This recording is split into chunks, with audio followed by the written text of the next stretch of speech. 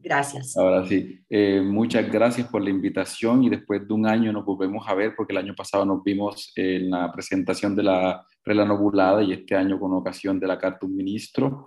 Eh, Sin duda este tema ha despertado mucho interés. Ustedes por primera, pues con nosotros lo vamos a compartir por primera vez, pero ya hemos tenido la oportunidad con otros religiosos, con los franciscanos, con las franciscanas también y bueno, una oportunidad más para compartir esta riqueza de la espiritualidad. Bien. Ok, entonces, obviamente, si vamos a hablar de una carta de Francisco de Asís, tenemos que leerla, porque si no estaríamos hablando como en el aire. Incluso sé que hay gente que no está, por usar un término equivocado, no está versada en franciscanismo, entonces quizá habrá algunas cosas que le resulten un poco, eh, no sé, pesadas o algún tipo de nomenclatura, pero bueno, paciencia. Y nunca es tarde para empezar. Los que son la primera vez que se acercan al mundo de estudios franciscanos, pues bienvenidos y van a ver que esto les apasiona, porque eso tiene Francisco. Francisco es inoxidable. Su espíritu se eternizó en el tiempo y por eso nosotros 800 años después estamos todavía hablando de él. Así que como oración inicial, yo les invito voy a compartir la pantalla, les invito a leer, Isabel, ¿me puede por favor? Les invito a que leamos juntos, bueno, la leo yo, ustedes la escuchan, la carta a un ministro y ya luego les explico qué es esta carta. Vamos a ver, eco. Esperen un momento para... ¿La logran ustedes visualizar? Sí, se ve claro, de mi parte la veo claro, no sé si alguien no la logra ver. Ok, sí, yo creo que la ven todos, usted la ven todos. Ok, antes de leerla, esta es una carta que Francisco escribe a un ministro para ubicarlos un poco en un contexto. Eh, en realidad es una respuesta que Francisco manda. El ministro ya antes le ha mandado una carta a Francisco, o al menos se ha comunicado con Francisco de algún modo. No tenemos esa carta que el ministro manda a Francisco, pero sí sabemos lo que un ministro provincial es un superior de una región de frailes. Los frailes estamos siempre, también las religiosas, estamos siempre organizados por grupos, por regiones, y esa región tiene un superior que en la espiritualidad franciscana se llama ministro, que no tiene nada que ver con el ministro de Economía, con el ministro de la Presidencia, con el ministro a nivel político, todo lo contrario. Ministro en lenguaje franciscano significa, y viene en realidad del término latino que significa el que ministra, el que presta un servicio, el que se agacha para servir a los demás. Entonces, bueno, resulta ser que este ministro estaba teniendo problemas con los frailes y entonces le escribe a Francisco pidiéndole permiso para demitirse, es decir, diciéndole, Francisco, ya yo no quiero ejercer más como ministro, muchas gracias por la confianza, pero no gracias. Te dejo el puesto, dáselo a otro, yo me voy a un eremitorio, yo me voy a un lugar escondido en una montaña a hacer vida de oración y de contemplación y a vivir en paz. Esta carta es la respuesta que Francisco le manda a ese ministro que quería, digamos, quería renunciar a su puesto de superior de esta región e irse a un eremitorio. Un eremitorio era eso que les decía, en aquel momento eran prácticamente como cuevas en las montañas que los frailes tenían y se iban a meter ahí a rezar largos días. Francisco lo hacía por 40 días. Se iban ahí en la soledad de la naturaleza a encontrarse con Dios. Pues bueno, el ministro le está diciendo a Francisco, yo quiero hacer este cambio, me voy para allá y este puesto se lo dejo, esta silla se la dejo a algún otro que usted quiera poner aquí, pero yo no, gracias. Y esta es la respuesta que Francisco le da. Entonces lo hacemos en ambiente de oración, iniciamos invocando al Dios que es trino y uno, en el nombre del Padre, del Hijo y del Espíritu Santo. Amén. A Fray N., ministro, el Señor te bendiga. Te digo como puedo acerca del caso de tu alma, que aquellas cosas que te impiden amar al Señor Dios y cualesquiera que te hicieren impedimento, ya frailes, ya otros, aun cuando te azotaran, debes tenerlo todo por gracia. Y así lo quieras, sino otra cosa. Y esto tenlo por verdadera obediencia del Señor Dios y mía, porque sé firmemente que esta es verdadera obediencia, y ama a aquellos que te hacen esto. y no quieras otra cosa de ellos, sino lo que el Señor te diere, y ámalos en esto, y no quieras que sean mejores cristianos, y ten esto por más que un eremitorio. Y en esto quiero conocer si tú amas al Señor y a mí, siervo suyo y tuyo. Si hicieres esto, a saber, que no haya algún fraile en el mundo que haya pecado todo cuanto haya podido pecar, que después que haya visto tus ojos, nunca se retire sin tu misericordia, si busca misericordia. Y si no buscara misericordia, pregúntale tú si quiere misericordia. Y si pecara 1000 veces después delante de tus ojos, ámalo más que a mí, para que lo atraigas al Señor, y ten siempre misericordia de los tales. Y cuando puedas, comunica a los guardianes que por tu parte estás resuelto a obrar así. Darío, lee la última parte, tal vez vos.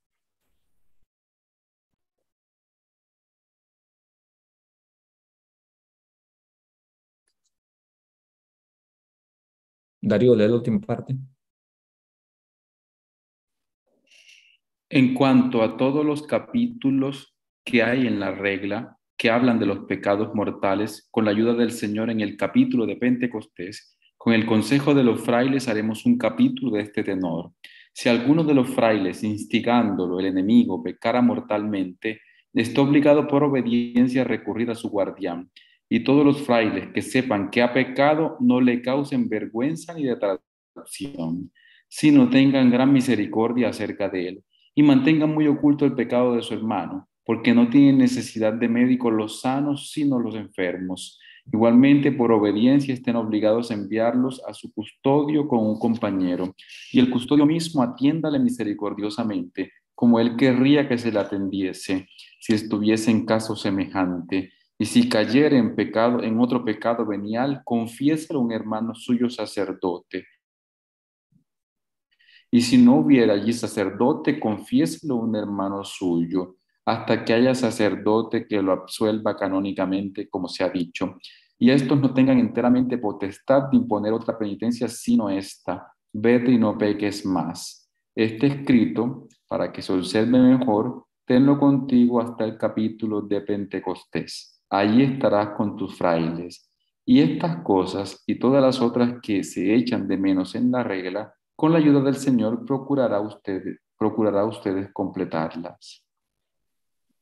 Procurarán ustedes completarlas, perdón. Este es el texto. Este es el texto de la carta, según la última edición crítica. Es una carta cortita. Y bueno, nosotros, Darío y yo, dividimos esta presentación en dos. Yo voy a hablar la primera parte, serán, no sé, espero que no sea mucho.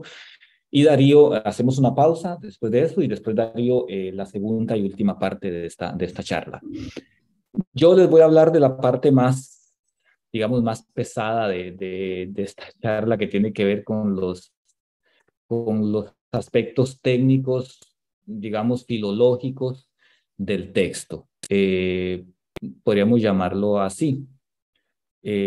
Los elementos históricos de la carta a un ministro.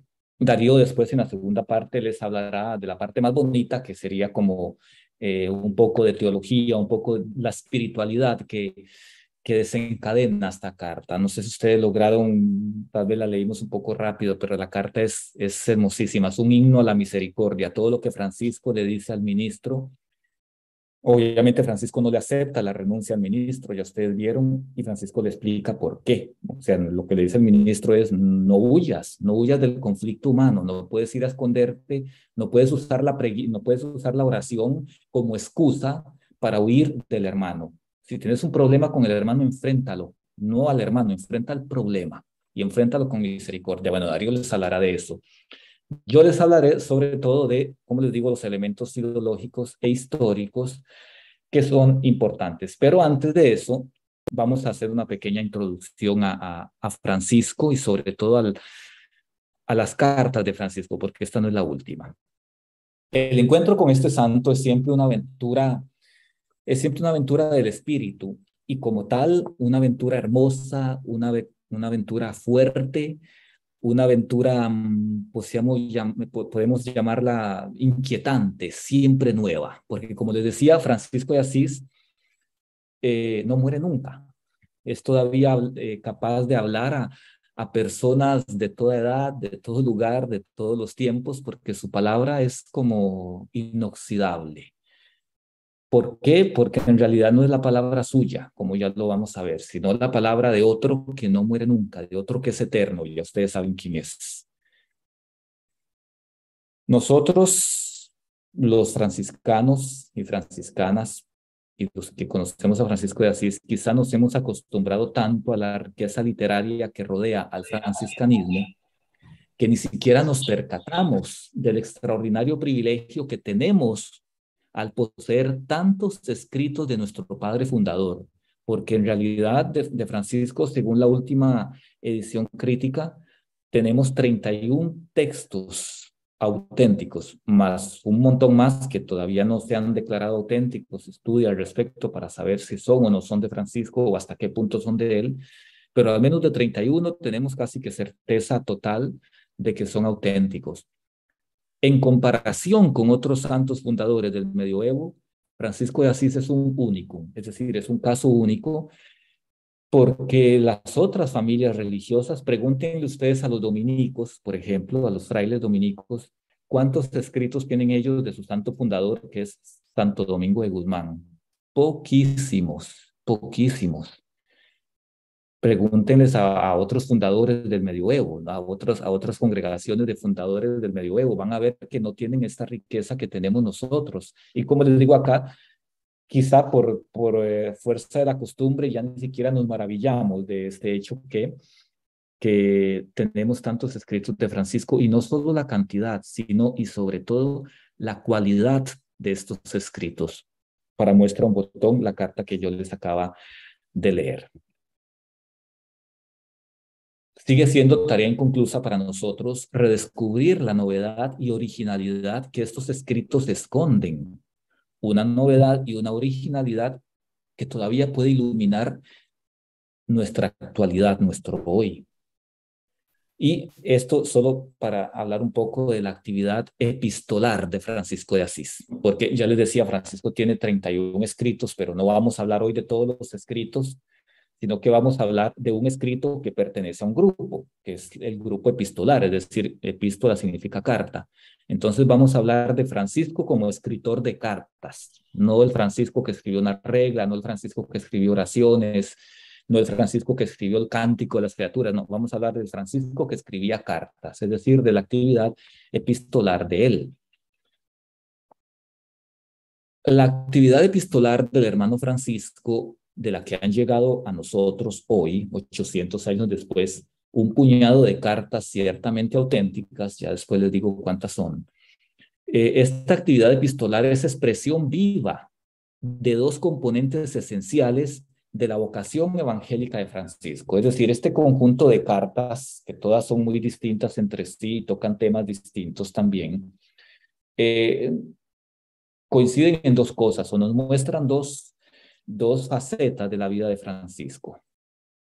Uno, el mandato de predicar la penitencia que el Papa Inocencio III le había concedido a Francisco en el año 1209. Para aquellos que conocen un poco de franciscanismo, recuerden que, y de esto hablamos cuando hablamos de la regla novulada, como decía Darío hace un año, cuando Francisco va donde el Papa, viene aquí a Roma a hablar con el Papa, que en ese momento era Inocencio III, que se me olvidó ponerles el tercero, Inocencio III, que es sin duda el más grande papa de todo el milenio medieval. No ha habido un papa más grande en todo el medioevo que Inocencio III, y seguramente uno de los más grandes y significativos de la historia de la Iglesia. Francisco viene a encontrar a este papa para pedirle permiso de predicar el evangelio, de lo que ellos llamaban vivir en penitencia, que era eso. O sea, asumir un estilo de vida cristiano fundado en el evangelio, etc. Y el Papa le concede esto que yo les pongo aquí, le concede predicar la penitencia. Que predicar la penitencia no es solo predicar ayunos y confesarse, no, sino predicar una vida de conversión. Y eso lo reflejan las cartas, como también reflejan el oficio de ministro y siervo de ministro y siervo general de la Fraternidad de los Menores.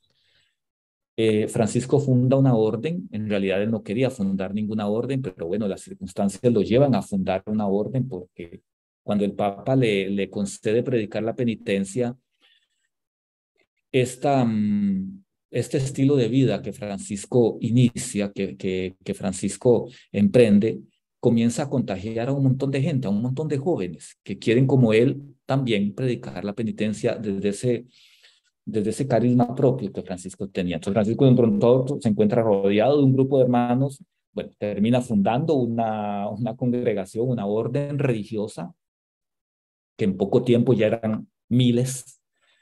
Y el ministro general, el superior general de esa orden era obviamente él, porque él es el fundador. Las cartas nos hablan de este oficio de ministro general de Francisco también.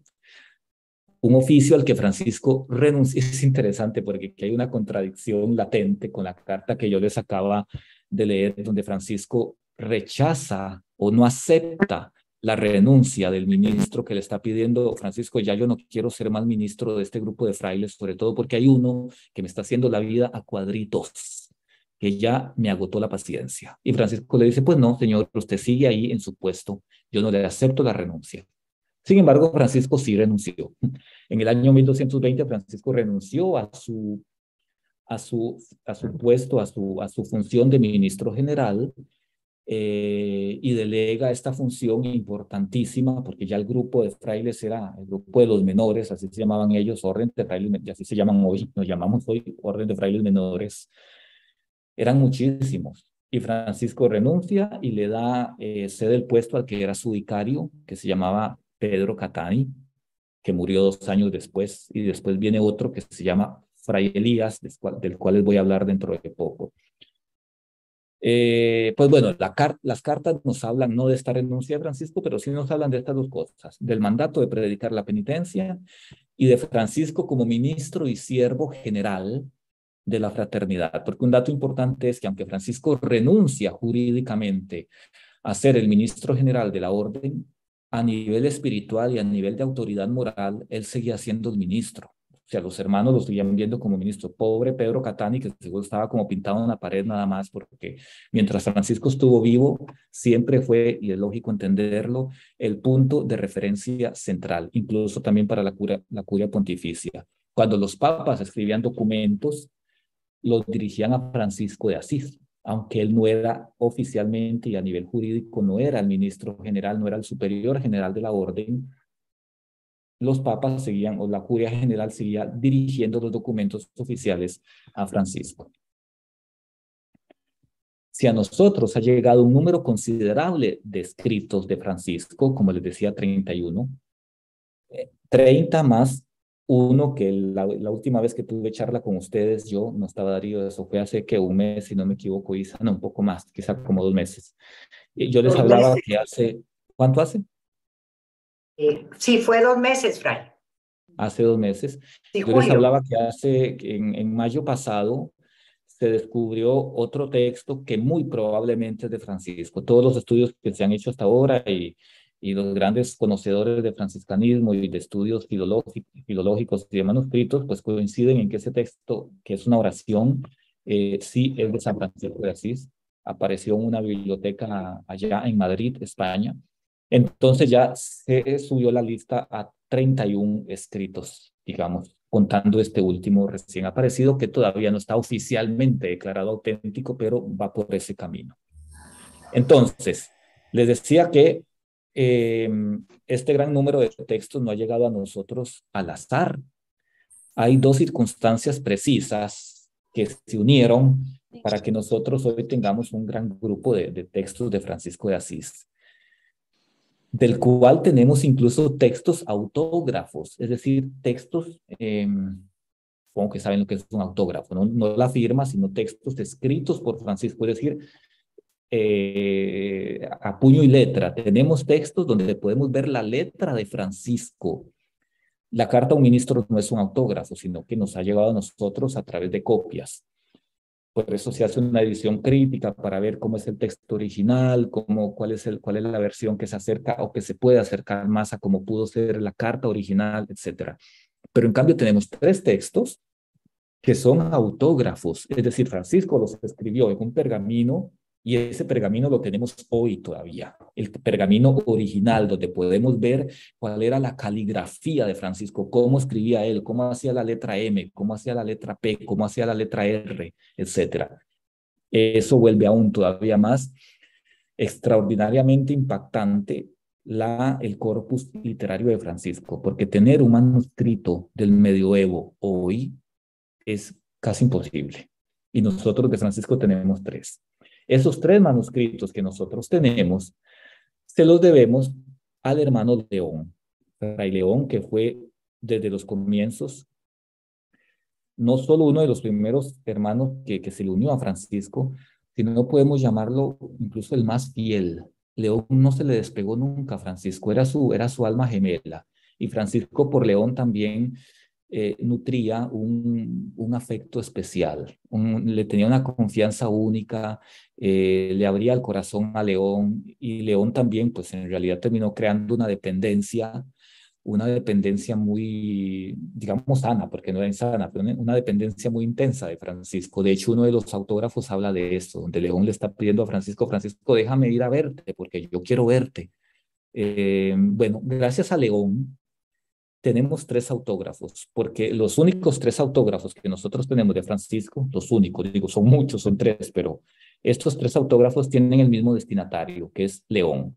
Son autógrafos, son en realidad una carta, una oración y una bendición que Francisco escribe a Fray León y que León conservó con un valor prácticamente sagrado hasta el último momento de su vida.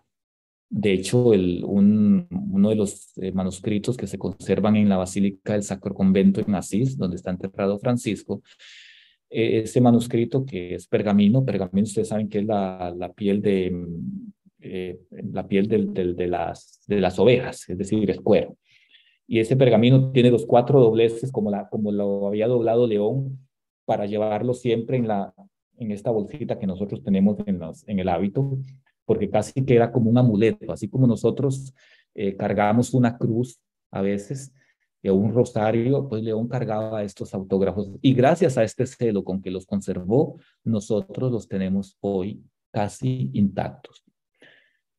Entonces, gracias a León tenemos estos 3 autógrafos, pero también un dato importantísimo es que en varias ocasiones fue el propio Francisco el que recomendó y prácticamente que exigía que se conservaran sus escritos, sobre todo sus cartas, y que se copiaran. Esto es interesante. ¿Por qué Francisco pedía esto? Estas 2 cosas, que los escritos suyos se conservaran y que se copiaran, porque no es una vez que lo dice. Tenemos varios textos donde Francisco habla de esto, sobre todo unas cartas, pero también en el testamento, en la regla bulada, al final también Francisco vuelve sobre el mismo tema. Y ustedes conserven este escrito, léanlo, en algunos pide que se lo aprendan de memoria, que hagan copias y que lo repartan. Isabel, me escribe gente que no las están dejando entrar, me dice aquí a la reunión algunas personas. Estoy atenta, Fray. Claro, vamos a ver. Aquí estamos viendo. Claro, de acuerdo. Okay. Sí, hay una muchacha que se llama Yariela que me dice que no pudo entrar. Me dijo, no me dejaron entrar. Entonces, tal vez fue ahí. Que vuelva a intentar, por favor, Fray, porque sí, estoy aquí atenta a ver qué pasaría, que a veces entran varios al mismo tiempo, pero por favor, que vuelva a intentar. Gracias. Ok, un segundo.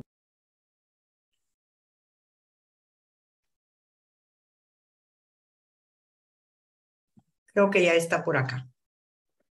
Entonces, bueno, les decía, no es solo una carta, sino que en varios textos Francisco pide a sus frailes esto. Y le leo aquí, yo les hice un extracto de 4 cartas, porque estamos hablando de la actividad epistolar de Francisco. Entonces tenemos esta sigla, significa carta a todos los fieles. Es una carta que Francisco escribe dirigida a todos los cristianos del mundo. En realidad tenemos dos copias de esa carta, o sea, dos versiones, dos redacciones distintas escritas por Francisco. Escribió una vez y ya después escribió otra. En esta carta a todos los fieles, Francisco dice: y todos aquellos y aquellas que benignamente las reciban, está hablando de las letras, que reciban las letras de esta carta, que las entiendan y envíen a otros en ejemplares, es decir, que hagan copias, que el Señor los bendiga. Que el Señor bendiga a todos aquellos que reciban con bondad esta carta, que la lean, que la entiendan, que hagan copias y que las envíen a otros. Esta sigla significa carta a las autoridades de los pueblos, una carta que, diríamos hoy, una carta que Francisco escribió a los presidentes de los países de América Latina, por ejemplo. Entonces Francisco escribe una carta y se la manda a todos los grandes líderes políticos de su momento. Y ahí Francisco al final dice: aquellos que tengan junto a sí este escrito, esta carta, y lo cumplan, conozcan que son benditos por el Señor. Después tenemos otra carta, que es la primera carta que escribe a los custodios. Los custodios también son superiores en la orden franciscana. Tiene cuatro tipos de superiores. El que está arriba, digamos, el papá de los tomates, que es el ministro general. Después vienen los ministros provinciales, que gobiernan regiones grandes.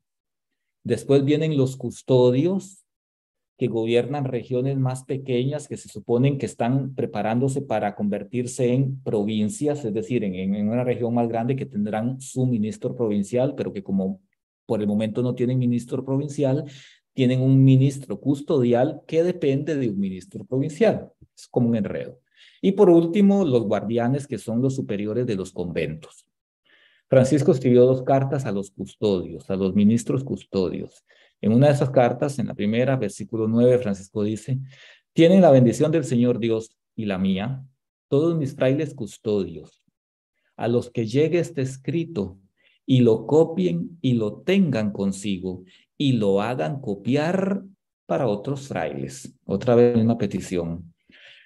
En la carta que escribe a los clérigos, pues, él escribe dos cartas, y en realidad en las dos cartas que escribe en el versículo 15, que en realidad lo copia de la primera a la segunda, en ese versículo Francisco dice: este escrito, sepan que son benditos del Señor Dios los que hagan que el mismo sea copiado. Entonces, es interesante, ¿no? Porque Francisco, que es un hombre tan humilde, yo les decía la vez pasada, yo no sé si a ustedes o a otro grupo, Francisco nunca habla de sí mismo en sus escritos, nunca, nunca.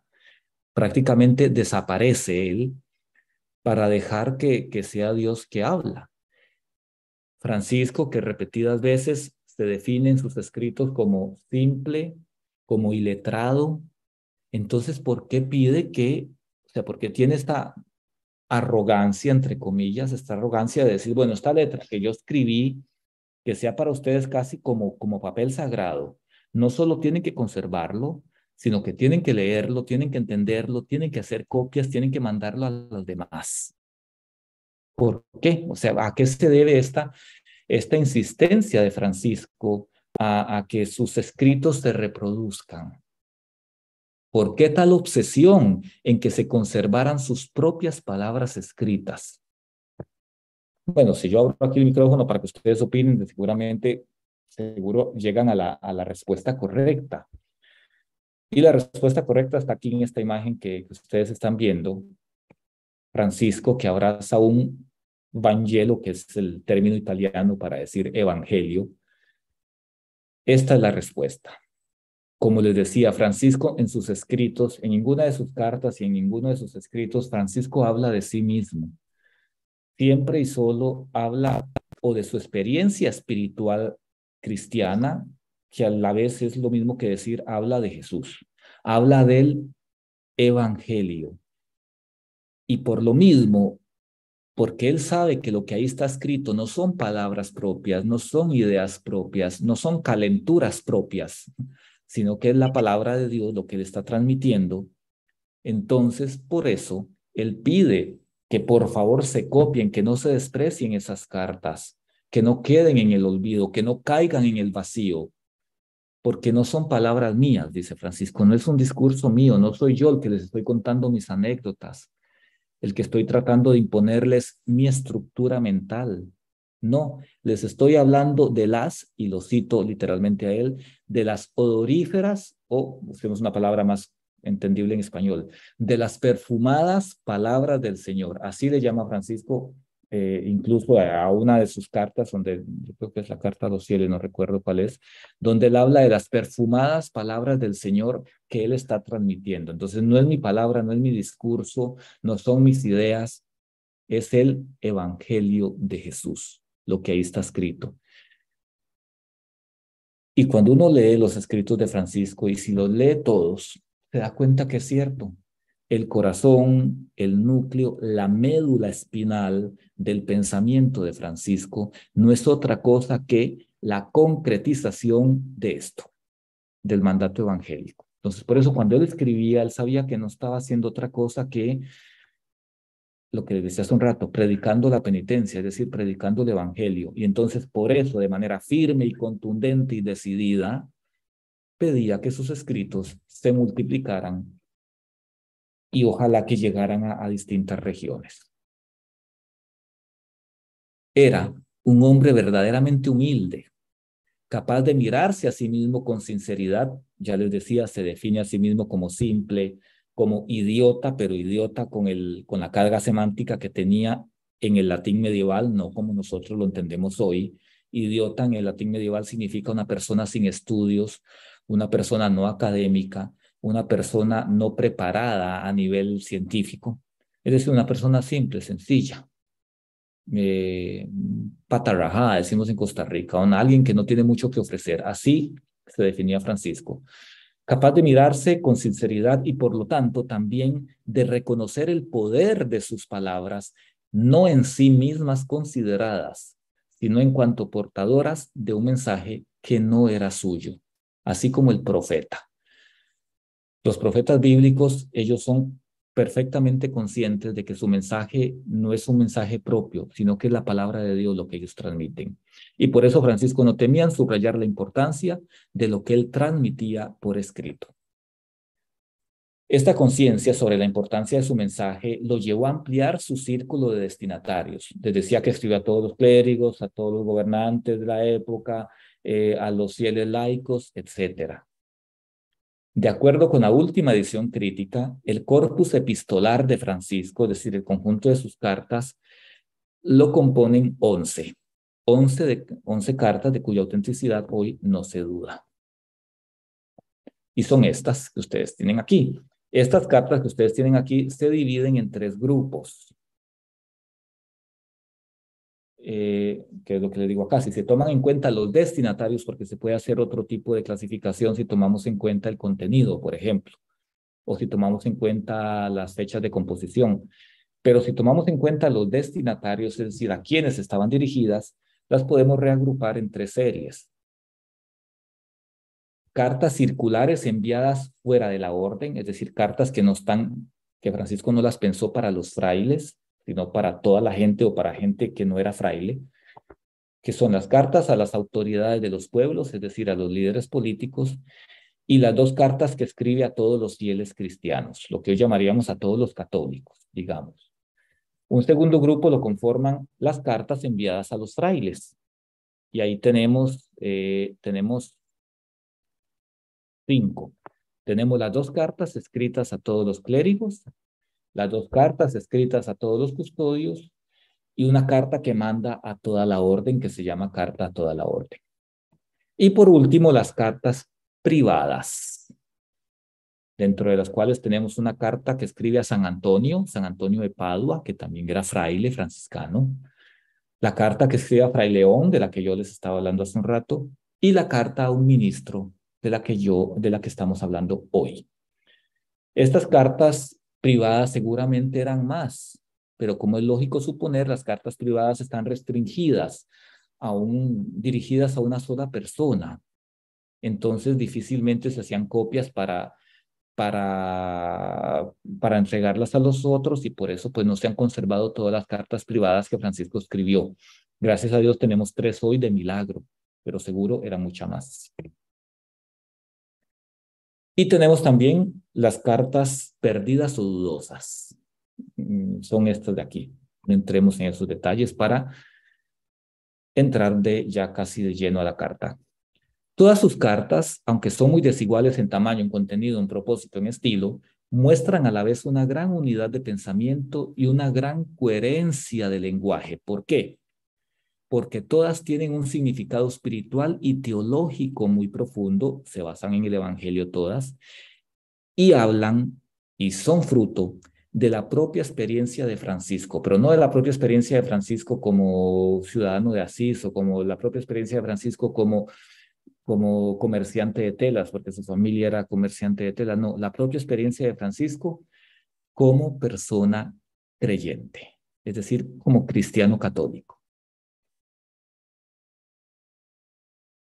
Y hay 2 aspectos de la personalidad que estas cartas documentan con mayor evidencia que otros textos. La humildad de Francisco, su dimensión coloquial y fraterna, su visión del alma, su visión de la fe, y también su tensión apostólica, ya se lo decía hace un rato, es decir, su deber apremiante de predicar la norma evangélica.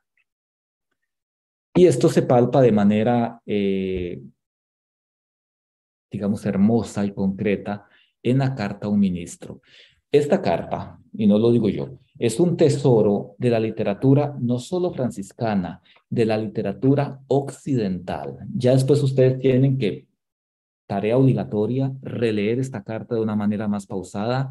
Ya van a tener algunos datos más concretos para entenderla, porque ya vamos a hablarlo hoy.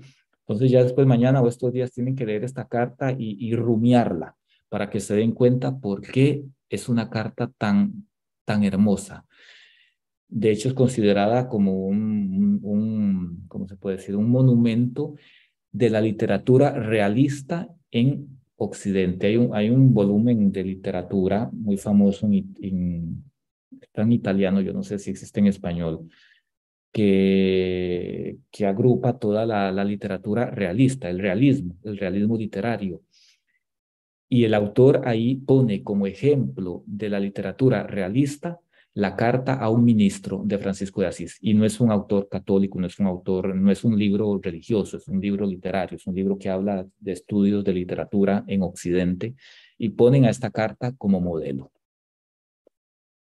Es una de las páginas más sublimes que han salido del corazón y la mente de Francisco, y que por lo mismo recogen en modo único su humanidad, su discreción, su altísima espiritualidad y su visión del alma, sobre todo. Es considerado uno de los mejores, ya se los decía, ejemplares del realismo en la literatura, y es además el único de los textos de Francisco, de esto les voy a hablar ahora a ver si me logro dar a entender porque es como un poco enredado, el único de los textos de Francisco que nos habla de la tormentosa fase de revisión legislativa que de la regla novulada de la que celebramos 800 años el año pasado, que se terminó de escribir en 1221, debía ser el texto oficial legislativo de los frailes, pero los ministros provinciales no lo aprobaron. Entonces Francisco tendrá que redactar otra regla, que es la de 1223. El próximo año celebraremos 800 años de esa regla, que es la oficial, la que profesamos nosotros, los franciscanos y las franciscanas, que se llama regla bulada. Entonces, en ese proceso que se da de la regla del 1221 a la del 1223, el único documento de Francisco que nos habla de este tormentoso camino de revisión, porque la regla de 1221 no fue aprobada porque los ministros pedían que se revisaran algunas cosas que no estaban bien. Esta carta que yo le leí habla de eso, no sé si ustedes se dieron cuenta. Habla de esta revisión que hay que hacerle a la regla para que sea aprobada. Revisión que se le hizo y que después fue aprobada en 1223. Yo les voy a hablar acá ya para darle paso a Darío de 4 aspectos, sobre todo 3, pero 4 aspectos de esta regla, 4 aspectos formales, la estructura de la carta, perdón, la estructura de la carta, el remitente de la carta, el destinatario de la carta y la fecha de composición de la carta. La estructura nada más se las menciono porque ya ustedes cuando la lean le podrán dar la estructura que quieran. Tiene 3 partes la carta. La primera carta, la primera parte, la respuesta a las peticiones, la respuesta que Francisco da a las peticiones que hace el ministro con los hermanos que pecan, porque el ministro lo que le está diciendo a Francisco es, tengo un hermano aquí que se porta muy mal, un hermano que es invivible, que me vuelve la vida infierno. Entonces, bueno, la primera carta es la respuesta a esa petición que el ministro le hace de, yo quiero ya dejar esto e irme en paz a un eremitorio. Esa parte tiene dos subpartes, que es cuando Francisco le dice, bueno, quiero hablar del caso de tu alma, de lo que me has comentado. Y la segunda parte es la solución, cuando Francisco le dice, pues no te vas a ir a un eremitorio, lo vas a amar. Lo único que tienes que hacer es mostrarle misericordia a ese hermano y mostrándole misericordia, lo vas a acercar al Señor, no huyendo. Huyendo no vas a ayudar al hermano, no vas a hacer nada para sacarlo de ahí. Solo amándolo puedes sanarlo. La segunda parte de la carta, de la estructura de la carta, es la cuestión general, esto es lo que más en lo que me voy a detener, la cuestión general de la gestión de los pecados al interno de la fraternidad. Porque Francisco en el capítulo 13 dice, la regla, está hablando de la regla de 1221. Esta regla de 1221 tiene varias partes que hablan del pecado mortal. Bueno, tenemos que juntarlas y hacer un solo capítulo de esa, porque la regla de 1221, al menos en 2 capítulos, habla de los pecados mortales. Y seguramente esa fue una de las cosas que los ministros señalaron, que estaban un poco como repetidas los contenidos. Entonces Francisco le dice aquí al ministro, bueno, tenemos que también trabajar en el asunto de la regla para organizarla y que sea aprobada. Y una de esas cosas que tenemos que hacer es de los pecados mortales hacer un solo capítulo. Y la última estructura, la última parte de la estructura es la clausura de la carta. Ya la forma en que Francisco cierra la carta. No me detengo en eso. Vamos al remitente. La crítica textual no tiene duda respecto a quién manda la carta. La manda Francisco. La paternidad del texto es segura, es él el autor de la carta. El estilo, el léxico que se usa, etcétera, es Francisco mismo. Entonces no hay duda de que la carta sea suya. No es tan fácil el asunto del destinatario, porque la carta, como ustedes vieron, yo les dije a Fray N. N, ustedes saben que un texto cuando aparece N significa nombre, es decir, no está el nombre, entonces tenemos que meter N, ahí tendría que meterse el nombre, pero Francisco no mete el nombre a la carta. ¿Para qué? Si se la estaba mandando directamente a él. Entonces no había necesidad. Como Francisco dice al fraile ministro, por mucho tiempo se creyó que la estaba dirigiendo al ministro general de aquel momento.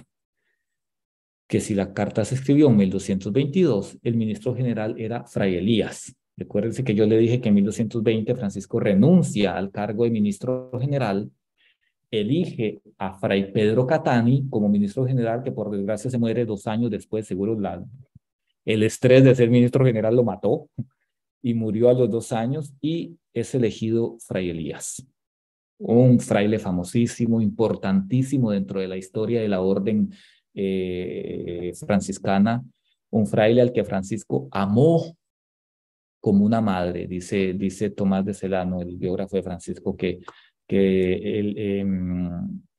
Francisco amó de manera especial a Fray Elías. Bueno, algunos dicen que se refiere, que esta carta está dirigida a Elías como ministro general. Entonces la carta debería llamarse carta a un ministro general, pero no. Todo apunta a que no es un ministro general. ¿Por qué?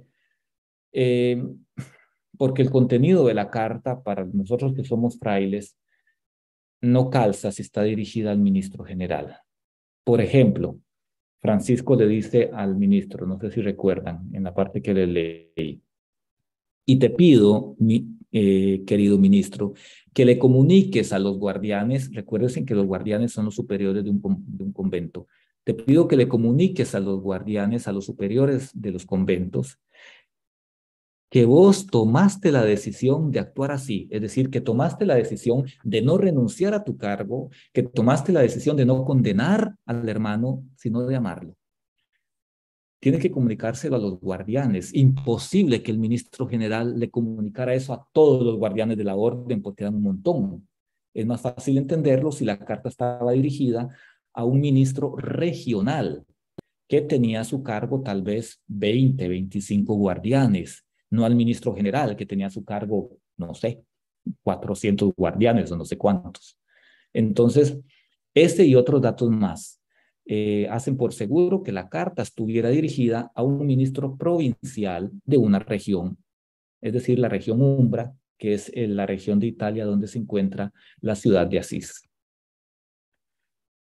Las dudas sobre los destinatarios surgen porque algunos manuscritos metían el nombre de Elías.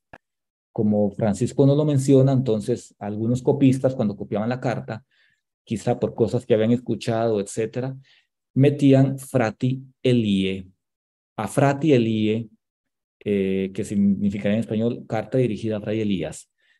Pero es un error, o sea, es un error de los copistas porque la carta no estaba dirigida a Fray Elías, aun y cuando algunos manuscritos antiguos lo digan. El mismo contenido de la carta es claro que no está dirigido al ministro general y Fray Elías era el ministro general en ese momento. Las indicaciones operativas que ofrece la carta se adaptan plenamente a las relaciones internas de una fraternidad provincial, de una fraternidad regional, de un grupo de frailes de una región, mientras que son difíciles de explicar si las referimos a las relaciones del ministro general con toda la orden a nivel del mundo. Es imposible que el ministro general tenga que comunicarle eso a todos los superiores de los conventos de todo el mundo. Es más entendible que Francisco le pida eso a un provincial, a tus guardianes, a los que son superiores de los conventos de la región que vos gobernás. A esos guardianes, infórmales, porque ya seguro el ministro les había dicho que él iba a renunciar. Infórmales que no vas a renunciar y que no vas a renunciar porque estás resuelto a resolver este problema a puros golpes de misericordia. La fecha de composición de la carta. Esto es importante porque yo les dije al inicio que estamos celebrando 800 años de la carta, es decir, que fue escrita en 1222. Pero ¿cómo hacemos para saber si la carta no tiene fecha? La carta no dice cuándo fue escrita. ¿Por qué decimos que fue escrita en 1222 y que por eso estamos cumpliendo hoy, este año, 8 siglos de este texto? Los puntos de referencia históricos y textuales decisivos para resolver el problema cronológico de la carta se encuentran en el versículo 13. El versículo 13 se lo releo. Dice así: en cuanto a todos los capítulos que hay en la regla, que hablan de los pecados mortales, con la ayuda del Señor en el capítulo de Pentecostés, con el consejo de los frailes, haremos un capítulo de este tenor.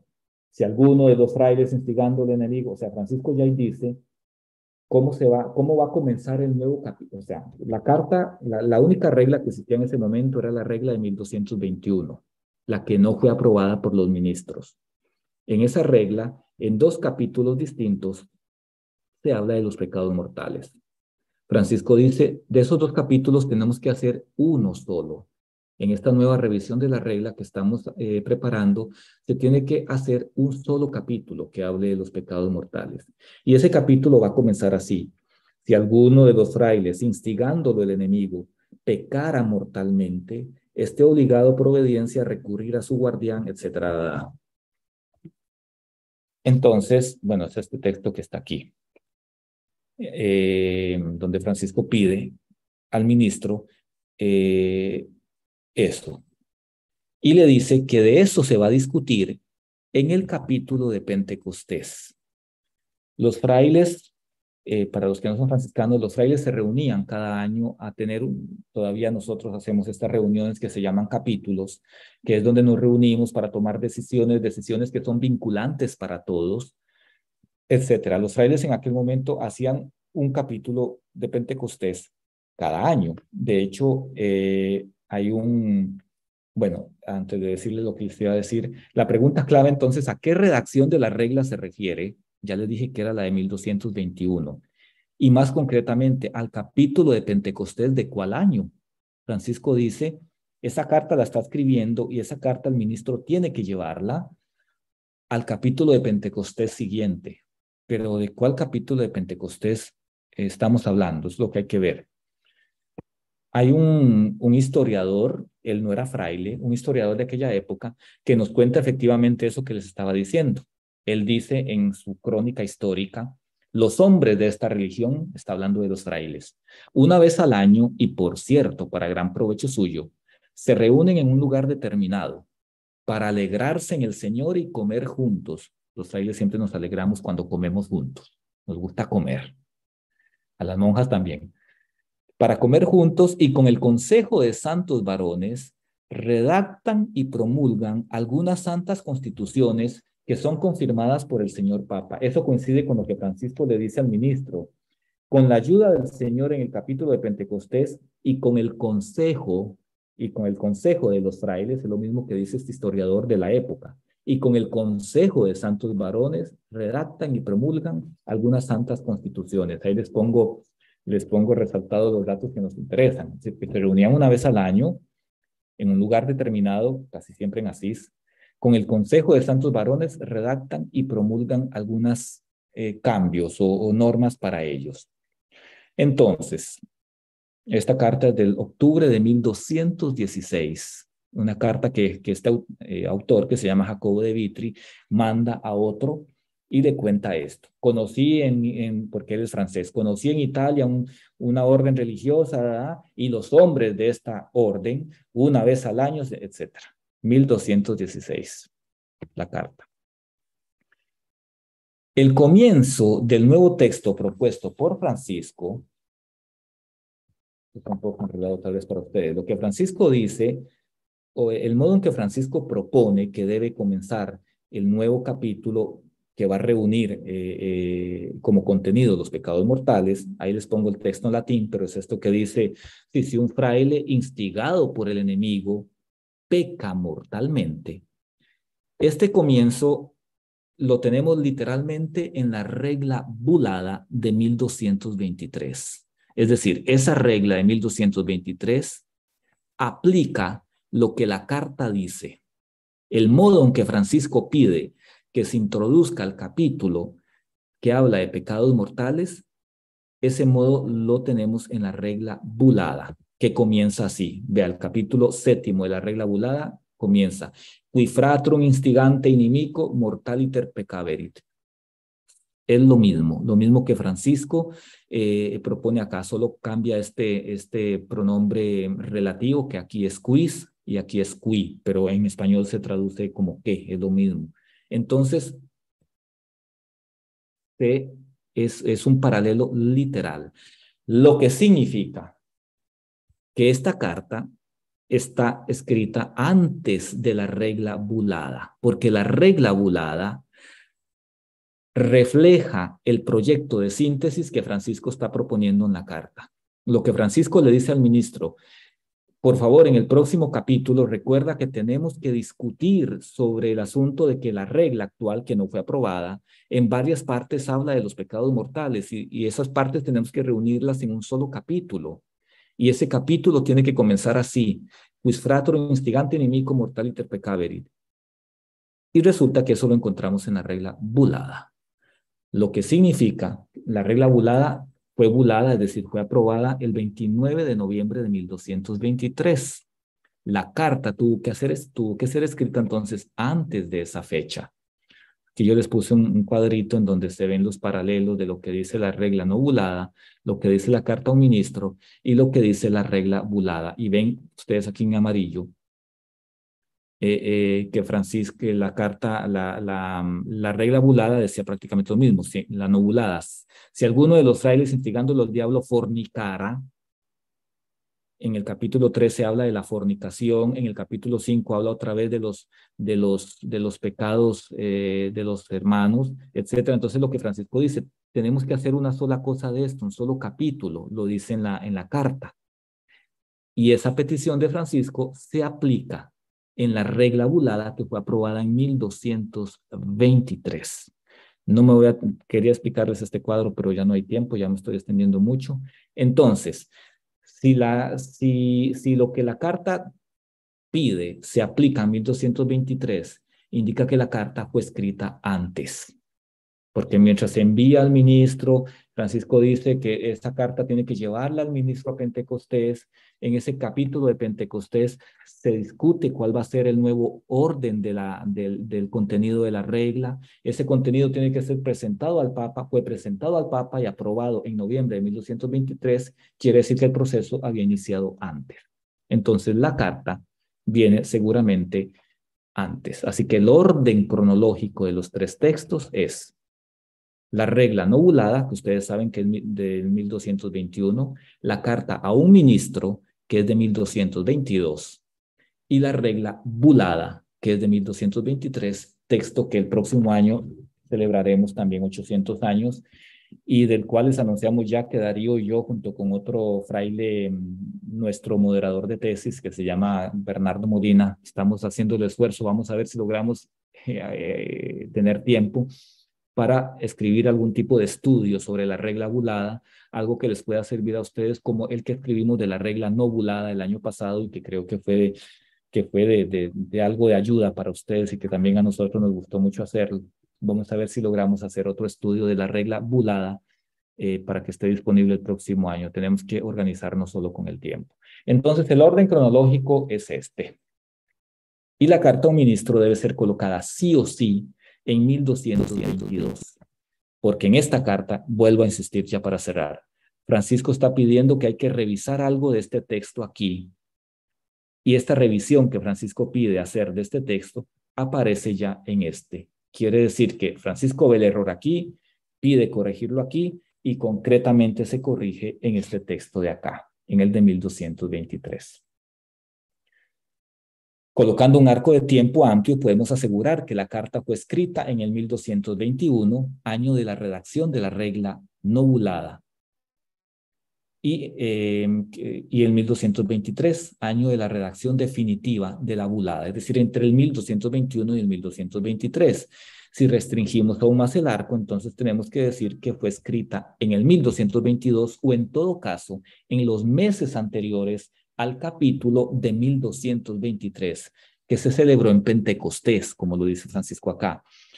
Y en 1223, Pentecostés cayó, si no me equivoco, el 6 de junio. Entonces tuvo que ser escrita antes, unos meses antes del 6 de junio, muy probablemente a finales de 1222 fue escrita la regla.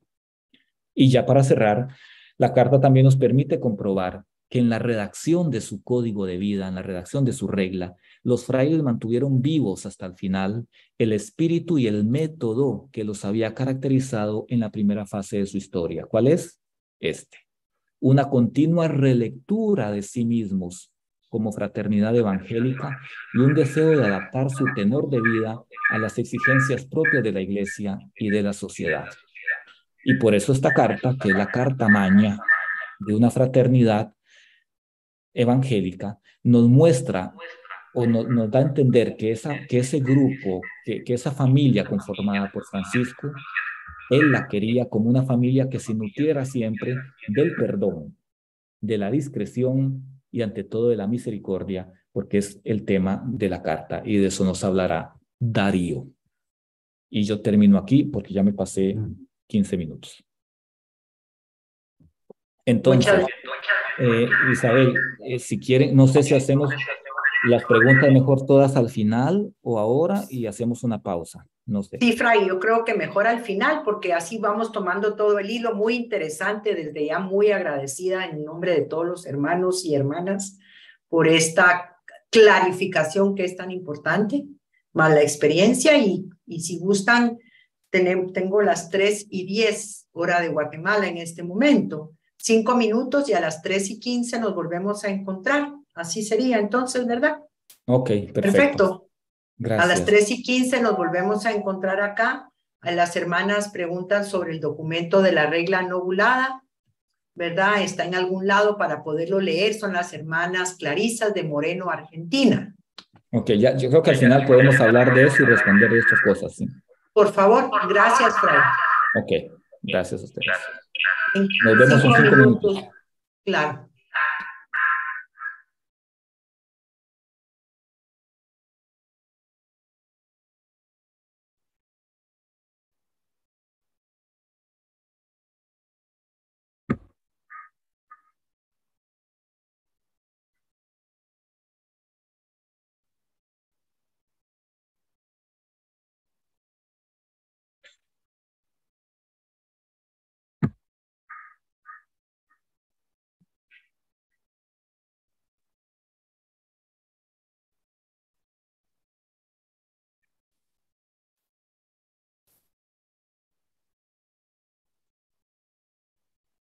Buenas tardes.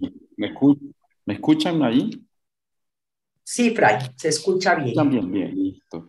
Bueno, de todos modos, muchas gracias por la paciencia, por esperar este momento que me corresponde a mí. Bueno, yo voy a trabajar un poco más la parte espiritual de la carta a un ministro, ¿no? Marcos ha trabajado la parte técnica, yo presentaré la parte espiritual de esa carta. Entonces voy a tratar de presentar la diapositiva y ya se ve. Sí, Fray Darío, sí se ve claro. Bueno, bien, la parte, aunque vamos a hablar de la carta a un ministro, yo le quise poner como nombre las crisis humanas y personales de Francisco de Asís y sus respuestas de fidelidad a Dios. Y después en el desarrollo de la presentación podremos ver por qué utilizo la palabra crisis para referirme a la carta a un ministro y por qué la crisis referida a Francisco. Lo primero que yo quisiera decir es que este término que llamamos conversión, en la teología cristiana ese término conversión significa arrepentirse, hacer penitencia, transformar el propensamiento. Recordemos que Francisco, digamos, el texto original era en griego, ¿no? El griego se hablaba de la palabra metanoia, conversión. Luego ese término, cuando se hace la traducción al latín, San Jerónimo traduce metanoia por penitencia. Y ese es el término que Francisco utiliza. Lo curioso es que Francisco no entiende la penitencia como prácticas ascéticas, sino que lo entiende en el sentido griego, digamos así, lo entiende como conversión. Ahora, la vida del apóstol Pablo, precisamente, es un ejemplo de esa conversión. En el apóstol Pablo podemos ver cómo la existencia cristiana es una aventura de profundización de la vida vivida siguiendo a Jesucristo. Es decir, la conversión en Pablo significa vivir la vida siguiendo a Jesucristo. Y una forma de conversión semejante encontramos en Francisco de Asís. Francisco en Francisco de Asís vemos una profundización de la vida vivida siguiendo a Jesús. Pero lo interesante en Francisco es que vive esa vida en un constante proceso de crisis. Poco se habla sobre las crisis de Francisco, pero realmente cuando uno mira la conversión de Francisco es un proceso constante de crisis. Ahora, ¿cuándo se activa esa crisis en Francisco? La crisis en Francisco muy posiblemente se activa en Perusa. En el tiempo en que Francisco estuvo en prisión, después de la llamada batalla de Colestrada, en la cual pierden los ciudadanos de Asís y Francisco queda en prisión. Muy posiblemente este evento de la cárcel en Asís, en Perusa, perdón, genera una crisis en el equilibrio juvenil de Francisco de Asís.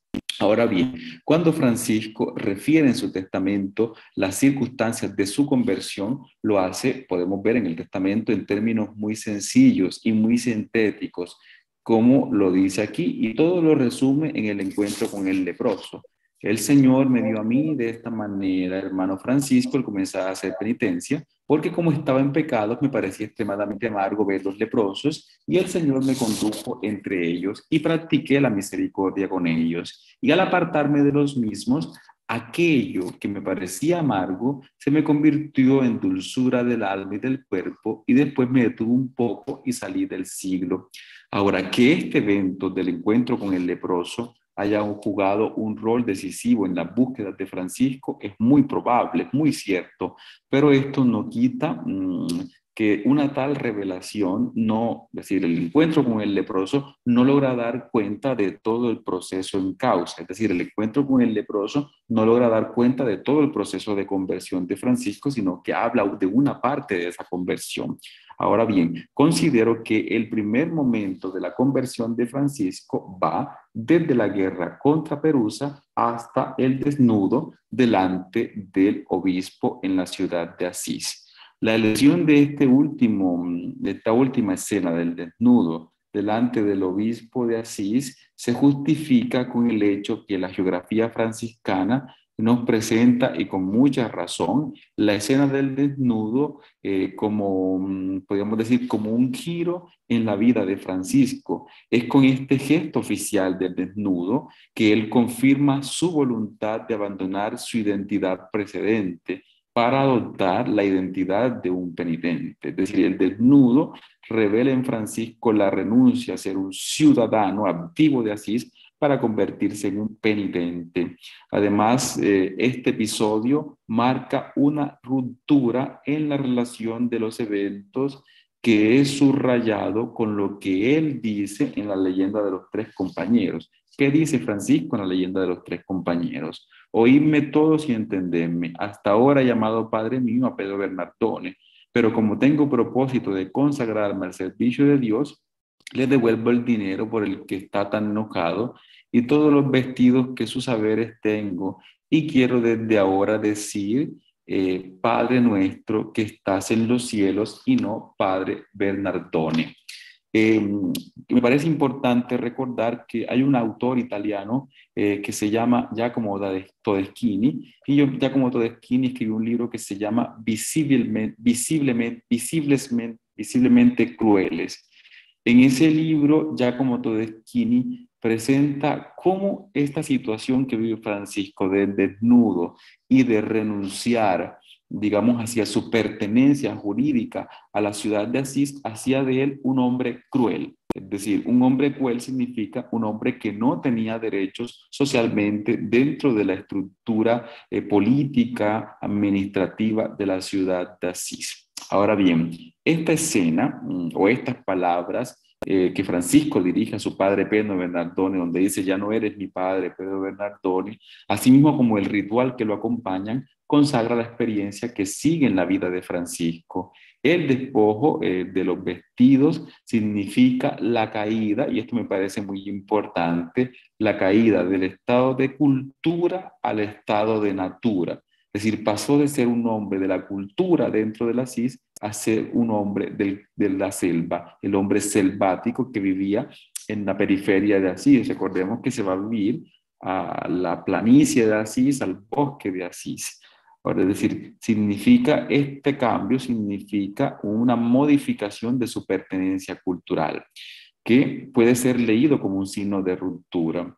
Toda esta escena parece el resultado, este desnudo, aparece como el resultado de un lento proceso en el cual, como en un creciendo, como en un ir creciendo en su proceso, Francisco se pone de frente al sufrimiento, a la pobreza, y es invitado a perder posición para este propósito. Ahora, en cuanto se refiere a la guerra contra Perusa como elemento revelador del proceso de conversión de Francisco, esto se justifica porque en la narración los diversos hagiógrafos este momento aparece como un cambio en la vida de Francisco, porque después del regreso de la prisión, después de la enfermedad, recordemos que Francisco nuevamente intenta ir a la cruzada, a lo que podía ser la cuarta o quinta cruzada. Sin embargo, aunque Francisco intenta ir a la cruzada, ya Francisco no es el mismo. Ya Francisco ha perdido, podemos decir así, su entusiasmo juvenil, y ese deseo, en el deseo de ir a la cruzada, aparece como una oscilación en su vida. Francisco oscila entre una depresión y una exaltación.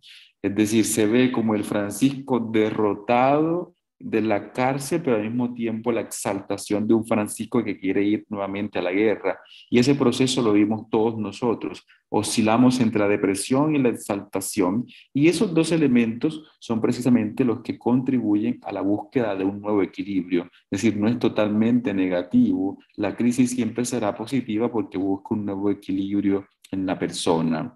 Ahora, yo quiero invitarlos que nuevamente volvamos a esta escena que es muy importante, el encuentro con el leproso. A pesar de que casi todos los biógrafos o los hagiógrafos subrayan el valor de este encuentro como una gran manifestación del dominio de sí mismo, de la personalidad de Francisco, quizá el que presenta con mayor claridad esta perspectiva o esta presentación del encuentro con el leproso sea la leyenda de los tres compañeros. En esta leyenda de los tres compañeros se presenta el encuentro con el leproso como una respuesta. Es decir, Francisco, según la leyenda de los tres compañeros, va como una respuesta que le ha dado el Señor en un momento de oración. Y leo el texto, dice así: mientras un día oraba fervientemente al Señor, se le dijo: Francisco, si quieres conocer mi voluntad, debes despreciar y odiar todo lo que amabas de forma mundana y deseabas poseer. Cuando hayas empezado a hacer esto, lo que antes te era atractivo y dulce, te parecerá insoportable y amargo, y de las cosas que antes aborrecías, sacarás gran ternura y una inmensa dulzura. Cuando nosotros vemos estas palabras de la leyenda de los tres compañeros, inmediatamente identificamos en la última frase un eco de las primeras palabras del testamento de Francisco, cuando Francisco afirma que lo que le era amargo se le convirtió en dulzura del cuerpo y del alma. Ahora, en esta iluminación que Francisco narra en un momento de oración, se percibe que Francisco está precisando, buscando conocer la voluntad de Dios. Y para descubrir la voluntad de Dios, como lo dice el texto, es indispensable despreciar y aborrecer el hombre carnal. Ahora, la victoria sobre uno mismo, sobre ese hombre carnal del que habla el texto, es una condición indispensable para conocer la voluntad de Dios. Una vez logrado ese dominio, digamos así, del hombre carnal, se experimentará una gran dulzura y una inmensa gentileza, una gran capacidad de encontrar a los otros. Ahora, tras la narración de ese encuentro de Francisco con el leproso en la campaña de Asís, es decir, en la planicie de Asís, San Buenaventura, y esto me parece muy interesante, se refiere a un primer encuentro con el Cristo. Fíjense que San Buenaventura, a diferencia de la leyenda de los tres compañeros, habla de un modo distinto del encuentro con el Cristo. San Buenaventura no lo presenta en San Damián, como los demás hagiógrafos, sino que San Buenaventura presenta un encuentro de Francisco con el Cristo que tuvo lugar en un momento inicial de oración y discernimiento del joven Francisco. El texto lo leo porque no está en la pantalla y dice así: mientras rezaba un día, tan aislado del mundo y absorto de Dios, en el exceso de su fervor, se le apareció Jesucristo como confinado en la cruz.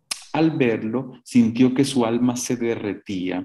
El recuerdo de la pasión de Cristo se grabó tan vivamente en lo más íntimo de su corazón que a partir de este momento, cuando la crucifixión de Cristo venía a su mente, apenas podía contenerse, incluso exteriormente, de las lágrimas y los suspiros, como él mismo relató en confianza más tarde, cuando se acercaba a la muerte. Digo que es interesante este texto de Buenaventura porque es la única fuente geográfica que menciona este encuentro con el leproso, no en la capilla de San Damián, el encuentro con el Cristo, no en la capilla de San Damián. No sabemos de dónde San Buenaventura sacó este texto. En cualquier caso, aunque tuviera un significado más místico que histórico, es importante tener en cuenta que esta visión de Cristo que aparece en una dimensión kenótica, es decir, en un anonadamiento, Cristo colgado en la cruz, se sitúa inmediatamente después del episodio del encuentro con el leproso. Interesante esto, ¿por qué? Porque el agiógrafo está diciendo que después que Francisco se encuentra con el leproso, es que se encuentra con el Cristo. Es como si el encuentro con el leproso, con el llagado, con el que sufre, preparase o preparar el corazón de Francisco para poderse encontrar con el Cristo. Como hemos visto, la crisis entonces termina en una cruz. La crisis del encuentro con el leproso en Francisco de Asís terminará en la contemplación del crucificado. Ahora, la contemplación de la cruz va a trazar el camino a seguir. Si bien aún no es claro, al menos se siente, es decir, en la contemplación de la cruz le permitirá a Francisco sentirse sostenido en aquel que ha afrontado la más grande de las crisis.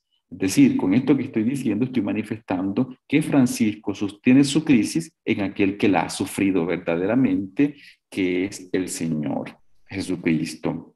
Ahora, como ya lo ha dicho insistentemente Marcos, este año celebramos los 800 años de la Carta a un Ministro y voy a tratar de conectar esto que dije del leproso y del crucificado con la experiencia que vivió el ministro. Por eso me detuve a explicar estos dos eventos precedentemente. Por eso a esta parte que sigue, que sería la segunda y última parte, la vamos a llamar apoyar la fragilidad del hermano, la carta a un ministro para ayudarle a vivir la gratitud. Y ya veremos por qué la he titulado así.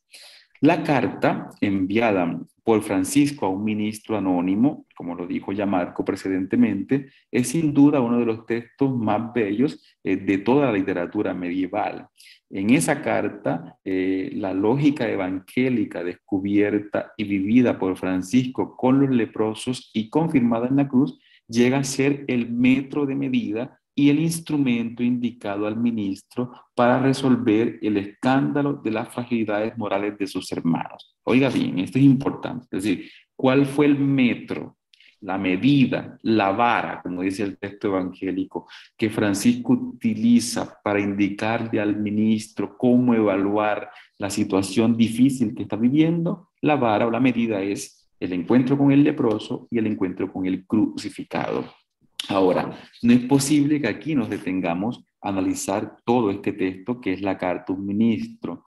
También en este caso trataremos solo de evidenciar la preciosidad que Francisco le asigna a la crisis. Es decir, Francisco ve en la crisis del ministro, en su crisis personal, una preciosa oportunidad para seguir creciendo. De hecho, la primera preocupación de Francisco cuando le responde al ministro no es tratar de dotarlo de sugerencias como normalmente hacemos nosotros, darle a otros consejos para que mejoren. No, Francisco no le está sugiriendo al ministro o dándole órdenes precisas de cómo ayudar a superar el escándalo del hermano pecador, sino que Francisco está haciendo otra cosa, aplicando la situación del hermano pecador a su propia vida, a su propia experiencia personal, a lo que él vivió con el leproso y a lo que él vivió con el Cristo,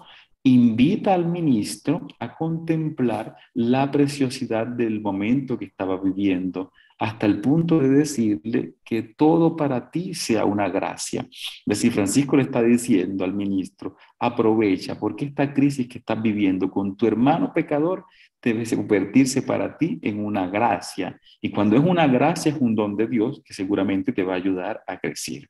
Y todos ustedes, como yo, hemos vivido crisis y detrás de las crisis muchas veces encontramos una tragedia. Sin embargo, en la visión de Francisco encontramos es una gracia escondida.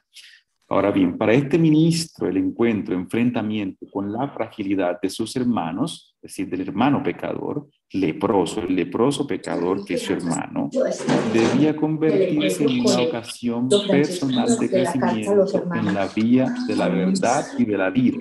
Ahora, escuchemos, vamos a cerrar el micrófono, alguno que lo tiene abierto, por favor. Ahora, Con esto que estoy diciendo, como esto está tocando en nuestra vida personal, muchas veces nosotros tendemos a pensar que el hermano difícil es el otro, ¿no? El otro es el difícil, pero muchas veces nosotros somos los difíciles para el otro. Yo creo que sería importante ver en la carta al ministro, a un ministro, ver que el difícil puedo ser yo. Ahora, el primer aspecto para subrayar en esta carta a un ministro, que no me deja pasar, el primer aspecto para subrayar que acumula, es decir, que pone en común la situación vivida por el ministro y aquella que Francisco experimentó con los leprosos, respecta o se refiere a la naturaleza imprevista y no querida del escándalo y la fragilidad. Estoy diciendo que Francisco no quería encontrarse con el leproso, pero el ministro tampoco quería encontrarse con su hermano pecador. No estaba preparado, Francisco tampoco estaba preparado. No sabemos bien qué fue lo que el hermano le escribió a Francisco, de qué se quejó con respecto a sus otros hermanos. Sin embargo, en todo caso, para él fue una dura sorpresa el encuentro con los frailes leprosos pecadores. Es posible pensar que también aquel ministro quedara desconcertado de aquella experiencia. ¿Por qué? Porque el ministro, como nosotros religiosos, o ustedes que están en la OFS, en fin, no entran a la vida religiosa para sufrir a otro hermano. Usted no entra en la vida religiosa para sufrir. Usted entra en la vida religiosa supuestamente para alcanzar una plena santidad o una buena relación con Dios, una plena relación con Dios. De hecho, el ministro había pensado que esa plena relación con Dios la podría vivir en un eremitorio, es decir, en la soledad, en la distancia, separándose de los hermanos, lejos de la fragilidad del mundo. En cambio, este hermano ministro no encontró ni la tranquilidad del silencio ni la lejanía de un eremitorio, sino que se encuentra con el escándalo. ¿Qué escándalo? No sabemos, pero se encontró con el escándalo que le impedía. Es decir, el ministro estaba harto, cansado, fastidiado de esto que estaba viviendo. Y eso que estaba viviendo le impedía violentamente e injustamente realizar aquel sueño. Ahora el ministro se podría hacer una pregunta: ¿qué hago yo con este pecado de este hermano? ¿Qué hago? ¿Arrancar el pecado o escapar a un eremitorio? Intervenir duramente para eliminar este obstáculo o escapar para refugiarse en un eremitorio. Sería la pregunta que se hace el ministro y la que nosotros tantas veces nos hacemos cuando nos encontramos con un hermano difícil o una hermana difícil. Todos lo hemos vivido. Ahora, en la carta a un ministro, después de lamentarse el ministro de lo increíble, de la incredibilidad de lo que estaba pasando, de lo que estaba viviendo en el convento con aquellos frailes pecadores, y después de haberle manifestado a Francisco su turbación e ira, porque era enojado, el ministro estaba enojado, por la fragilidad moral de algunos frailes, habrá también pedido al santo que le diga qué respuesta o qué opción tomar: arrancar el pecado o escapar al eremitorio. La sorpresa es la respuesta que le da Francisco, porque cuando el ministro lee la respuesta que Francisco le manda, será tan grande su respuesta, porque al centro de la respuesta que Francisco manda no está el problema del hermano pecador. Francisco, en la respuesta que que le manda al hermano ministro, plantea otra situación muy distinta. Miren lo que le responde Francisco al ministro. A Fray N, decíamos que no sabemos quién es el nombre: el Señor te bendiga. Te digo como puedo acerca del caso de tu alma, que aquellas cosas que te impiden amar al Señor Dios y cualesquiera que te hicieran impedimento, ya frailes, ya otros, aun cuando te azotaran, debes tenerlo todo por gracia. Miren lo que le está diciendo Francisco. No le está diciendo regaña a tu hermano pecador. No le está diciendo ve y enójate con él. Le está diciendo que en esa dificultad que estás viviendo con tu hermano debes entenderla, debes descubrir que detrás de eso hay una gracia, tal como Francisco lo sintió con el leproso. El Señor me condujo en medio de los leprosos y allí descubrí una gracia. Estos dos elementos, esta comparación que estoy haciendo, puede ser muy interesante. ¿Por qué? Porque de frente a un obstáculo, a un impedimento, al escándalo de la fragilidad, ya sea física o moral de un hermano, sobre todo tú y yo no debemos preguntarnos, parece decir Francisco, qué cosa debes hacer para resolver el problema, sino preguntarte cuál gracia Dios te está donando. Tal vez o tal debe ser, de hecho, para Francisco, la certeza de iluminar el ministerio o de iluminar el ministro en el proceso de encuentro con aquel escándalo. Es el Señor mismo, le está diciendo, que te está conduciendo dentro de este impedimento porque quiere hacerte una gracia.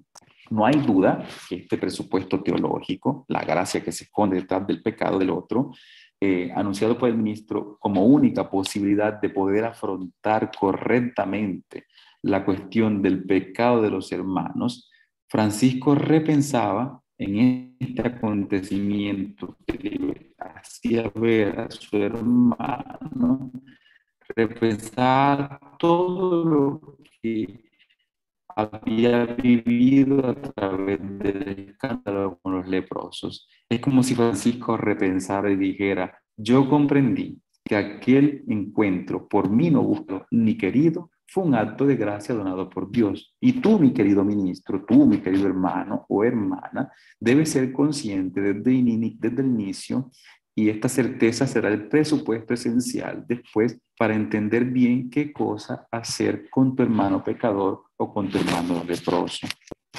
Tal vez el ministro no habría resuelto o eliminado para siempre el escándalo del pecado entre sus hermanos, pero en todo caso habría recibido una doble grande gracia del Señor. Y lean la diapositiva que está en pantalla. ¿Qué gracia recibe el ministro cuando se enfrenta al pecado de su hermano? La primera gracia que recibe es conocer mejor su alma con sus sentimientos más profundos para ayudarla a llegar a la verdad de sí misma. Es decir, cuando te encuentras con el pecado del hermano, con la dificultad relacional del otro, en ese momento puedes aprovechar la oportunidad para descubrir cuál es la verdad de tu alma. Además de eso, es una oportunidad para radicarse más profundamente en el estilo de vida evangélico mediante un don de servicio a los frailes difíciles, como les decimos nosotros, o a la hermana difícil, aquellos de los cuales tal vez habría recibido poco o tal vez nada. Ahora, el escándalo del pecado, de hecho, habría concedido al ministro un primer don fundamental: la verdad de sí mismo, que se esconde en tu corazón. La dificultad que estaba viviendo con sus frailes llega a ser la preciosa ocasión para conocer la verdad de su corazón. ¿Por qué digo esto? Porque mientras todo sucede a satisfacción en nuestras vidas, tú no puedes comprender cuánta paciencia y humildad hay en tu corazón. Y me parece que en esto que estoy diciendo resuena esta admonición de San Francisco. Hay muchos, y yo creo que ustedes conocen muchos frailes así, o religiosas así, hay muchos que perseverando en oraciones y oficios hacen muchas abstinencias y mortificaciones en sus cuerpos, pero por una sola palabra que parece ser injuria de sus cuerpos, o por alguna cosa que se les quitara, escandalizados enseguida se perturban. Estos no son pobres de espíritu, porque el que verdaderamente es pobre de espíritu se odia a sí mismo y ama a los que lo golpean en las mejillas.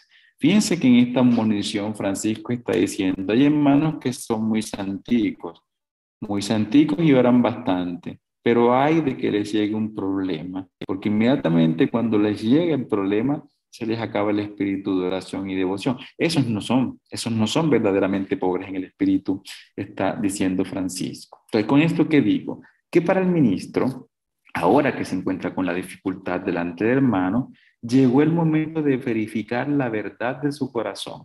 Es decir, es verdad que eres un religioso, es verdad que eres un seguidor de Jesús, verifícalo mediante la dificultad que estás viviendo con el hermano pecador. Esta era la primera y fundamental gracia que Dios le estaba ofreciendo, gracias al encuentro con el escándalo y la fragilidad.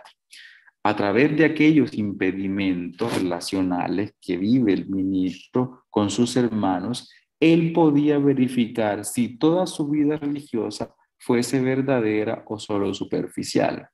Y uno se tiene que preguntar, cuando se encuentra con la dificultad relacional, si verdaderamente, si tu vida religiosa es verdadera o no.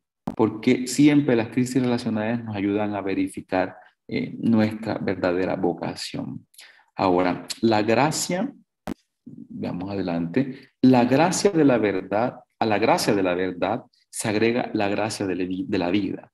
El escándalo con el cual se encontró pedía al ministro usar misericordia, tal cual como lo dice Francisco en el testamento. Yo con el leproso practiqué misericordia y tú, ministro, con este hermano también tienes que practicar la misericordia. Esto es, o sea, ¿qué significa practicar la misericordia? Significa para transformar el corazón de ellos. Suena una redundancia, pero no lo es. Misericordia significa entrar con tu corazón en el corazón del otro. Significa entrar con tus heridas en las heridas del otro. Significa entrar con tu fragilidad en la fragilidad del otro. Eso significa misericordia. Y esto que estoy diciendo, esto es el segundo y fundamental ámbito del problema afrontado en la segunda parte de la respuesta que Francisco da al ministro, donde se introduce en cualquier modo la lógica por él mismo vivida con los leprosos y sobre todo contemplada en el crucifijo. Si en los leprosos Francisco había entendido que la única vía para encontrarlos era la gratuidad sin pretensiones, en el rostro de Cristo, en cambio, Francisco había adorado y bendecido la mirada del Padre, que el Padre de Jesús estaba donando sin reservas a las heridas y a las fragilidades de cada hombre. En el corazón del Padre, mostrado en el rostro de su Hijo Jesucristo, es que el siervo de Dios debe adquirir y realizar el encuentro con el hermano golpeado de la lepra del pecado o la perdición de su corazón. Ahora le dice Francisco en la carta a su hermano, y así lo quieras y no otra cosa. Y esto tenlo por verdadera obediencia. Y esto escúchenlo bien. Esto tenlo por verdadera obediencia al Señor Dios y mía, porque sé firmemente que esta es verdadera obediencia. Y ama a aquellos que te hacen esto, y no quieras otra cosa de ellos, sino lo que el Señor te diere. Y ámalos en esto, y no quieras que sean mejores cristianos, y ten esto por más que un heredorio. Francisco le está diciendo al ministro, el obstáculo y el escándalo que estaba viviendo representan una palabra de obediencia que él dirigía al Señor a través de Francisco mismo. ¿Qué le está diciendo Francisco? Ama la fragilidad que está delante a ti como tú eres amado de aquel que se donó a ti sin reserva. En síntesis, podemos decir que en el amor a los impedimentos, a los obstáculos, esto es, a los enemigos, está la síntesis de la obediencia a Dios, porque en esa está la realización cual era llamado el ministro, a hacer con los otros aquello que Dios había hecho con nosotros a través del don de su Hijo Jesucristo. Y miren lo que dice Francisco más adelante en la carta. Y en esto quiero conocer si amas al Señor y a mi siervo suyo y tuyo. Y si hicieres esto, a saber, y escúchenlo bien todos, que no haya algún fraile en el mundo que haya pecado todo cuanto haya podido pecar, que después de haber visto tus ojos, nunca se retire sin tu misericordia. Si busca misericordia, y si no busca misericordia, pregúntale tú si quiere misericordia. Y si pecara 1000 veces delante de tus ojos, ámalo más que a mí, para que lo atraigas al Señor y ten siempre misericordia de tales. Miren que comparando el texto de la carta a un ministro con el testamento de Francisco, encontramos expresiones similares. Y el Señor mismo me condujo entre ellos y practiqué la misericordia con ellos, con los leprosos. Es como si el ministro estuviera, como si Dios hubiera conducido al ministro, a los hermanos pecadores, para que con ellos practicara la misericordia. Ahora, este lenguaje paradójico utilizado aquí por Francisco en la confrontación del pecado de los frailes tiene una importante verdad.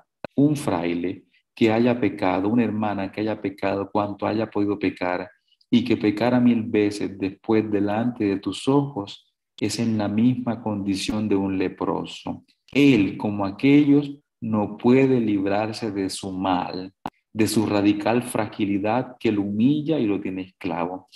Y su condición, con sus heridas abiertas, son para el ministro tan dolorosas y hediondas y pútridas como aquellas del leproso. La pregunta puesta en cualquier modo por Francisco al fraile ministro retomaba todo lo vivido por él con los leprosos y después visto en el rostro del crucificado. Y miren lo que te tienes que preguntar y nos tenemos que preguntar todos. ¿Logras ver el rostro de tu hermano herido por el pecado sin escándalo o rechazo, sino con la misericordia con la cual fuimos todos vistos por Dios? ¿Tendrías la capacidad de mirar con ojos de misericordia aquellas heridas o te engríes sobre ellas turbado y airado a causa de su pobreza? La fragilidad del hermano, de hecho, obliga al ministro a interrogarse sobre sus propios ojos. Pregúntate tú y yo también. ¿Tus ojos muestran la ira y la turbación o la ternura y la misericordia? ¿Tus ojos son de un patrón airado o de una madre tierna? Son preguntas que nos podemos hacer a luz de la carta a un ministro, porque las heridas morales de tu hermano, del hermano pecador, piden al ministro de vivir plenamente su vocación de ministro y siervo, de madre y de hermano, en un estilo de vida guiado de la paciencia y de la humildad. Ahora bien, para tener estos ojos de misericordia, ocurre, según Francisco, es necesario, según Francisco, aplicar una técnica precisa. Es decir, ¿cuál es la técnica que tenemos que usar para tener ojos misericordiosos? Francisco nos dice cuál es esa técnica. Esa técnica se llama la regla de oro, que la encontramos no solamente en la carta a un ministro, sino que también la encontramos en la regla de San Francisco. Esa regla de oro es la única que puede garantizar una actitud de misericordia y será sugerida al ministro más adelante. Esta es la regla de oro. Ojalá la podamos aprender de memoria. Y el custodio mismo atiéndale misericordiosamente como él querría que se le atendiese si estuviese en un caso semejante. Eso traducido al español es: haz al otro lo que quieres que hagan contigo, o no hagas al otro lo que no quieres que hagan contigo. Pero Francisco lo dice en estos términos: ¿cómo querría que se le atendiese si estuviese en un caso semejante? Es decir, pregúntate hoy, ¿cómo querrías tú que fueses atendido si estuvieras en pecado? ¿Cómo querrías tú ser atendido en el momento de la dificultad y de la crisis? Y de ese modo, como querrías ser tú atendido, atiende a tu hermano pecador. Ahora, para abrazar con misericordia la fragilidad de los otros, ocurre entrar en aquella fragilidad, es decir, ocurre entender aquella fragilidad y compartir la situación, porque en el fondo todos somos pecadores. Y este es el motivo de la adoración y la bendición que brotan del corazón de Francisco delante de la misericordia de Dios mostrada en el crucifijo. Él nos había amado desde adentro, llegando a ser hombre como nosotros y asumiendo sobre sí nuestras heridas. La posibilidad entonces de tener ojos de misericordia está unida por Francisco a un proceso que podemos llamar de sustitución, identificación. Es decir, nos identificamos con el hermano pecador, entendemos su pecado. en el cual se debe llegar a ser como el otro, entrar en su estado interior, escuchar desde adentro sus sentimientos y así poder entonces asumir las actitudes más adecuadas a la situación para actuar a favor del hermano pecador. Un hombre que vive este mecanismo de defensa, este mecanismo de misericordia planteado en la regla de oro es considerado por Francisco beato. ¿Quién es un beato para Francisco? Quien atiende al otro como querría ser. Con esto llegamos al último momento de mi presentación. Y este aspecto que trataré en este momento debe conducir a la misericordia vivida con la fragilidad de los otros.